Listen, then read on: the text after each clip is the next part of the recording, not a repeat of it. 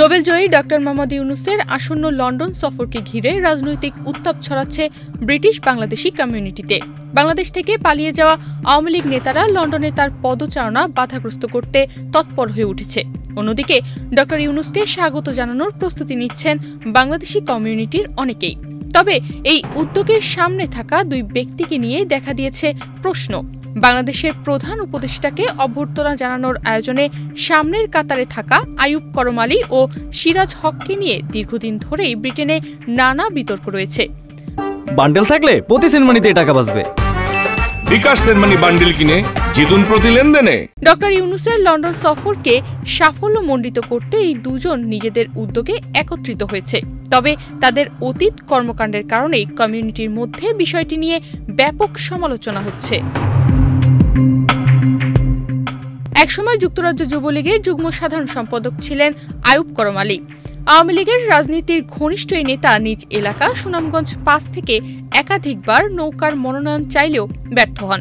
২০১৪ সালে মনোনয়ন না পেয়ে স্বতন্ত্র প্রার্থী হিসেবে তিনি নির্বাচনে অংশ নেন।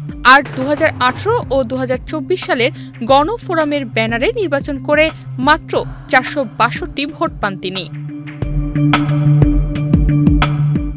ক্ষমতাসীন দলের সঙ্গে সুসম্পর্ক বজায় রেখে ব্রিটেনে সফররত আওয়ামী লীগ নেতাদের সবসময় অভ্যর্থনা জানানো, নিজ বাসায় দাওয়াত দিয়ে ছবি তোলায় তিনি ছিলেন সবসময়ই পারদর্শী। কিন্তু ২০২৪ সালের জুলাই আন্দোলনে দমনপীড়নের ঘটনায় তার বিরুদ্ধে বৈষম্যবিরোধী ছাত্রদের করা মামলার পর বদলে যায় দৃশ্যপট।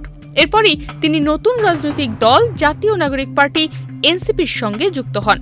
ঢাকায় এনসিপির সম্মেলনে তাকে মাথায় বাংলাদেশের পতাকা বেঁধে হাজির হতে দেখা যায়।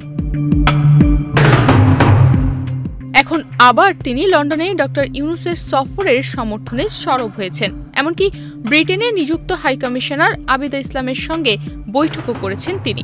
তার সাম্প্রতিক মন্তব্য, ডক্টর ইউনূসকে কেউ প্রতিহত করলে আমিও আওয়ামী লীগকে প্রতিহত করব, নিয়ে শুরু হয়েছে আলোচনা। রাজার আমন্ত্রণে উনি আসছেন। যদি দেখা যায় কিছু লোক তাদের রাজনৈতিক স্বার্থের কারণে আমাদের এই মহান অতিথিকে আপনার বিভিন্ন ধরনের হেনস্থা করতেছে, বেইজ্জত করতেছে, আমরা বসে থাকবো না, আমরাও তাদেরকে প্রতিহত করব। এদিকে ৯০-এর দশকে বিএনপির রাজনীতির সঙ্গে যুক্ত থাকা সিরাজ হক বর্তমানে একজন বিতর্কিত ব্যবসায়ী হিসেবেই বেশি পরিচিত। তার নামে রয়েছে নানা বিতর্ক।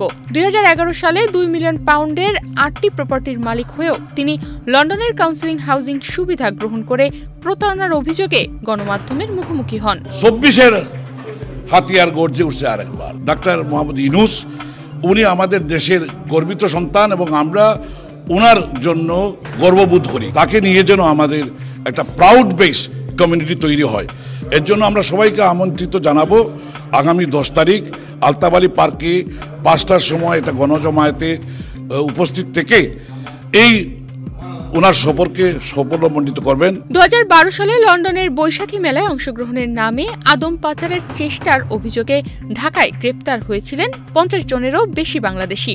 সেই ঘটনার সঙ্গে তার নাম জড়ানোয় তিনি দীর্ঘ সময় কমিউনিটি থেকে আড়ালে ছিলেন। কিন্তু ২০২৪ সালে আবারও সক্রিয় হয়ে একটি স্বতন্ত্র প্রার্থীর হয়ে নির্বাচনী প্রচারে নামেন তিনি, যিনি শেষ পর্যন্ত পরাজিত হন। অনেকেই মনে করেন সিরাজ হকের সমর্থনই ওই প্রার্থীর জন্য নেতিবাচক প্রভাব ফেলে। বর্তমানে তিনি ইউনূসকে ঘিরে নতুন করে আলোচনা এসেছেন, যা অনেকের চোখে আবারও একটি বিতর্কিত চেষ্টার ইঙ্গিত। ডক্টর ইউনূসের সফর ঘিরে লন্ডনের প্রবাসী বাংলাদেশি সমাজে আশাবাদের পাশাপাশি উদ্বেগও বাড়ছে। বিতর্কিত ও সাধুবাদী হিসেবে পরিচিত দুই ব্যক্তির সক্রিয়তা অনেকের কাছে ইউনূসের ভাবমূর্তিকে বিভ্রান্তির দিকে নিয়ে যেতে পারে বলে আশঙ্কা করা হচ্ছে। ব্রিটিশ বাংলাদেশি কমিউনিটির একাধিক বিশিষ্ট ব্যক্তি নাম প্রকাশ না করার শর্তে বলেন, ডক্টর ইউনূস আন্তর্জাতিক একজন ব্যক্তিত্ব, তার পাশে কে দাঁড়াচ্ছেন সেটাও গুরুত্বপূর্ণ। বিতর্কিত ও বিতাড়িত ব্যক্তিরা তার নাম ভাঙিয়ে আবার আলোচনায় আসার চেষ্টা করছে। তনিমা রহমান, বাংলাদেশ প্রতিদিন।